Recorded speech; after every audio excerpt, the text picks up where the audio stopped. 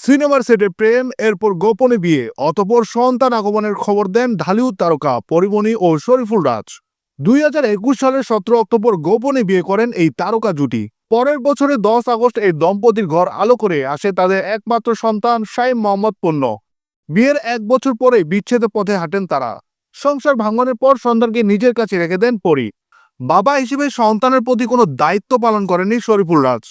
সবটা তার নিজেরই সামলাতে হয়েছে। বিশেষ কোনো দিনেও পূর্ণের পাশে দেখা মেলেনি বাবা রাজের। যেসব ঘটনা নিয়ে আক্ষেপও শোনা গেছে পরীর কণ্ঠে। একই সঙ্গে ক্ষোভও ছিল সাবেক স্বামীর প্রতি। তবে সম্প্রতি এক ভিডিওতে বাবা শরীফুল রাজের সঙ্গে দেখা মিলল পূর্ণের। গাড়ির স্টিয়ারিংয়ে বসে খুনসুটিতে মেতে উঠতে দেখা যায় বাবা সন্তানকে। সেই মুহূর্তের ভিডিও ফেসবুকে প্রকাশ করেছেন শরীফুল রাজ। লিখেছেন, আমার ছেলের প্রতি আমি কিভাবে ভালোবাসা প্রকাশ করতে পারি। পৃথিবীর কাছে আপনিও একজন মানুষ হতে পারেন, কিন্তু একজনের কাছে আপনি হয়তো পৃথিবী। তোমাকে ভালোবাসি আমার চ্যাম্প।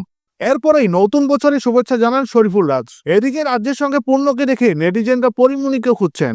অনেকেই বলছেন, তাহলে কি আবারও সম্পর্ক স্বাভাবিক হয়েছে রাজপরীর? এমন প্রশ্নের কারণে অবশ্য রয়েছে। কারণ বিভিন্ন সাক্ষাৎকারে রাজের প্রতি তার ক্ষোভ প্রকাশ করেছেন পরিমণি। এমনকি সবশেষ গেল সেপ্টেম্বরে নিজের সাবেক স্বামীর সঙ্গে বিবাহ বিচ্ছেদের একটি বছর পূর্তি উদযাপন করেছেন তিনি। সেখানে রাজের সঙ্গে পরীর ছেলেকে ঘুরে বেড়াতে দেখে অন্তর্জালে বিভিন্ন গুঞ্জন, প্রশ্নের সৃষ্টি হয়েছে। অনেকেই মনে করছেন হয়তো সন্তানের টানে বরফ গলেছে রাজপরীর।